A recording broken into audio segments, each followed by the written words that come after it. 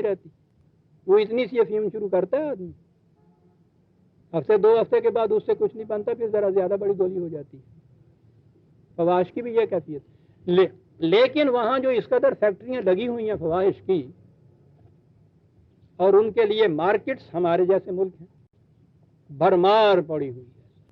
قرآن کریم نے کہا تھا کہ ایسا دور بھی آئے گا شر مستطیرہ, جہاں ایول اور شر اڑ کے چمٹ جایا کرے گا. اڑ کے چمٹ جاتا ہے آج. ان نوجوانوں کے پیچھے آپ لٹھ لے کے پھرتے رہتے ہیں. تو ان کے لیے آپ لوگوں نے راستے اتنے کھول دیے, راستے نہیں کھول دیے ہیں, فضائیں اتنی بھرپور کر ان جراثیم سے.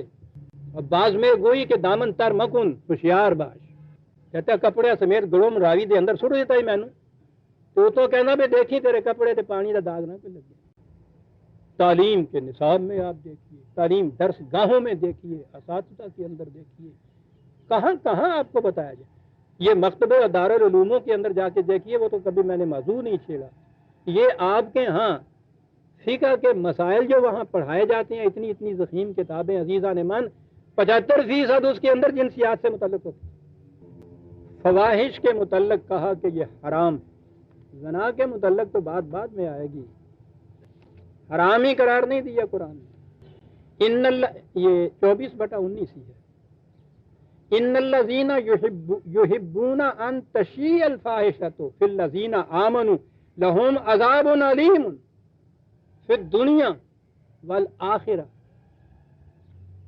جو لوگ مسلمانوں کے معاشرے کے اندر فواحش کو پھیلاتے ہیں,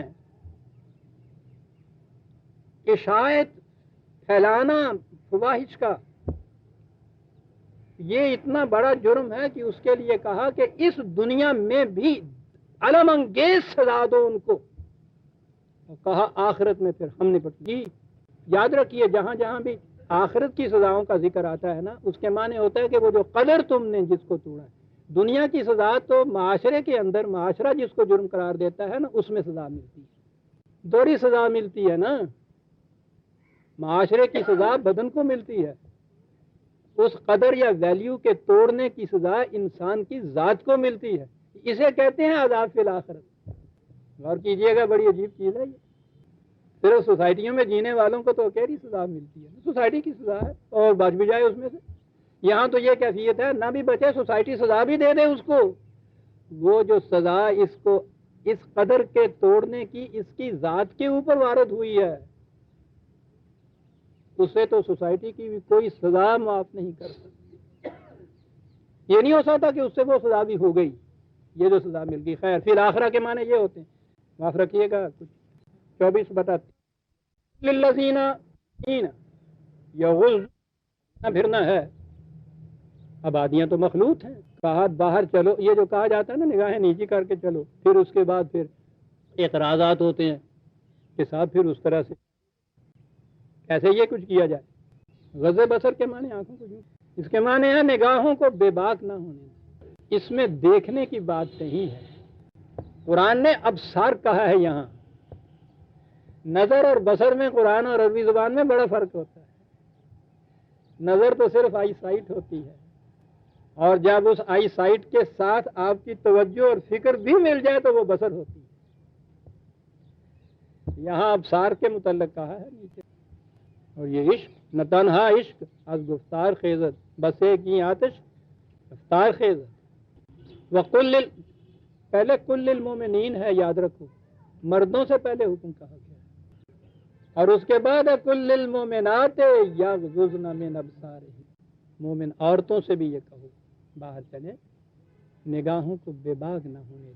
دونوں جگہ ہے یحفظوا فروجہم, تاکہ ان کی عصمت محفوظ رہے. تو عصمت کی نقد زنی کے لیے یہ جو چیز ہے, یہ نگاہوں سے ہی تو بات شروع ہوتی ہے ساری. یہ دریچے بڑے خطرناک ہیں چوروں کے لیے. قرآن نے یہاں ان کے متعلق پہلے تو فواحش پھیلاؤ نہیں, پھر دوسری چیز کے باہر چلو پھرو تو نگاہوں کو کبھی بے باک نہ ہونے دو. پردے کا قصہ تو کبھی پھر میں لاؤں گا. پردے کی صورت یہ نہیں ہے کہ انہوں نے پہل پا رکھو.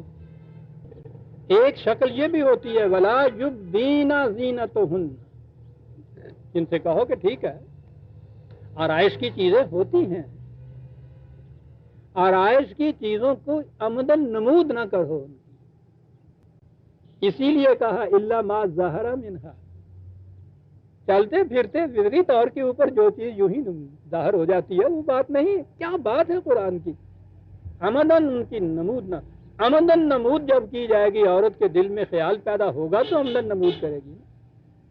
اس کے لیے دوسری جگہ لفظ قرآن کریم نے تبرج کا استعمال کیا، ابھار اس کے معنی ہو، اور نتیجہ اس کا ہوتا ہے، کیا کیا بات بتا کروں، وہ گھڑی بھی تو بڑے زور سے چلتی ہے، 1 منٹ کے لیے، اور اگلی بات پھر قرآن نے وہ بتا، ان تمام احتیاطوں کے باوجود کہا یاد رکھو وَلْيَسْتَعْفِفِ الَّذِينَ لَا يَجِدُونَ نِكَاحًا، اس پابندی کے مطابق اگر یہ چیز نہ ہو جسے اس نے نکاح کہا ہے، آگے چل کے بات میں کہوں گا، تو کہا یہ کہ تم اپنی عصمت کی حفاظت کرو، سیلف کنٹرول اس کا ترجمہ ہے عزیزان من، یستعفف الذین، عفت کا لفظ اس سے ہی نکلا کہ اگر یہ چیز نہیں ہے تو اس کے بعد یہ سیلف کنٹرول ہے، اپنے آپ پہ ضبط، کھانے پینے کے معاملے میں نہیں کہا اس نے، وہ اس کے بس کی بات نہیں ہے کہ پیاس پہ کنٹرول کرو، اس پہ جو کہا ہے نا کہ پھر کنٹرول کرو، تو اس کے معنی یہ ہے